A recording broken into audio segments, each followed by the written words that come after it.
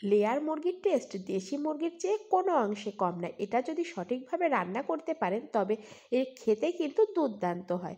প্রথমে আমি পেঁয়াজ বেরেস্তা তেলের ভেতরে 1 কাপ পরিমাণে পেঁয়াজ আর 1/3 কাপ পরিমাণ রসুন কোয়া আর থেঁতানো আদা কুচি দিয়ে দিচ্ছি কাঁচামরিচ ফালি করে কাটা। এগুলোকে আমি মিনিট 1.5-2 ভেজে নেব। মিনিট 1.5-2 ভেজে নেওয়ার পরে এখন আমি এখানে দিয়ে দিব আস্ত কিছু শুকনা মরিচ, তারপরে তেজপাতা, একটা করে মশলা দিয়েছি আর আমি ভেজে নিয়েছি লবঙ্গ, দারুচিনি। আবারও একটু নেড়ে চেড়ে দিয়ে দিচ্ছি আমি সাদা এলাচ, একটু থেতো করে নিয়েছি, এতে করে এলাচের ঘ্রাণটা না খুব ভালো মতো বের হয়। গোটা কিছু জিরা দিয়ে দিচ্ছি। লেয়ার মুরগি যেহেতু রান্না করতে বেশ সময় লাগে, এই জন্য গোটা মশলা দিলেও এটা কষাতে কষাতে সবগুলো কিন্তু গলে যাবে। তারপরে আমি একটা মশলার পেস্ট দিয়ে দিচ্ছি। এখানে আদা, রসুন, জিরা, কাঁচামরিচ, পেঁয়াজ একসাথে বেটে নিয়েছি 1/3 কাপ পরিমাণ। স্বাদ মতো লবণ দিয়ে দিচ্ছি, আরও কিছু জিরা বাটা, কারণ ওই মশলাতে না জিরার পরিমাণটা কম ছিল।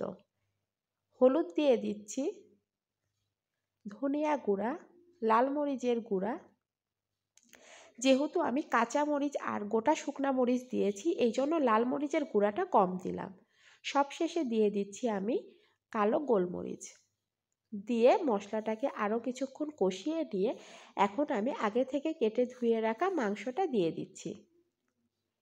লেয়ার মুরগি খেতে কিন্তু খুবই ভালো লাগে, যেহেতু এই মুরগিটা একটু শক্ত হয়, কিছুটা দেশি মুরগির টেস্ট পাওয়া যায়, এই জন্য লেয়ার মুরগিটা খেতে আমার কাছে অসম্ভব ভালো লাগে।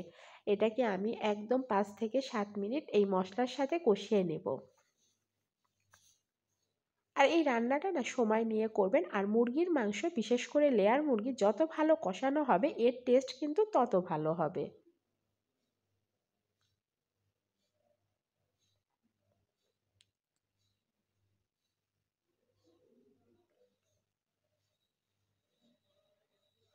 এই সময় আমি একটা ঢাকনা দিয়ে ঢেকে রেখে দেব মিনিট 10। মিনিট 10 পর এটাকে আমি ঢাকনাটা তুলে আরও কিছুক্ষণ কষিয়ে নিয়েছি। দেখতে পাচ্ছেন এর মধ্যে কিন্তু রান্নাটা প্রায় হয়ে গিয়েছে। আর এই রান্নাটা আমি আরও ডিটেলস দেখালাম না, আমি একটু বলে দিয়েছি, কারণ আরও বেশি দেখাইতে গেলে ভিডিওটা অনেক বেশি বড় হয়ে যেত। তবে মশলাগুলো স্টেপ বাই স্টেপ দিলেই কিন্তু রান্নার টেস্টটা একদম পারফেক্ট হবে, আর যদি মাংসটা সঠিকভাবে কষিয়ে নিতে পারেন। তারপরে আমি আবারও ঢেকে দিয়েছি ঝোল দিয়ে। এই তো ফাইনাল লুক। এরপরে আমি জিরার গুঁড়া দিয়ে দিলাম, দিয়ে এখন আমি এটাকে পরিবেশন করে নিয়ে নিব। প্লেন পোলাও, গরম ভাত বা খিচুড়ি, রুটি, পরোটা সব কিছুর সাথেই এরকম টাইপের ঝোল ঝোল মাংস খেতে কিন্তু দুর্দান্ত লাগে। আর শীতের দিনে তো চাপড়ির সাথেও খেতে পারেন।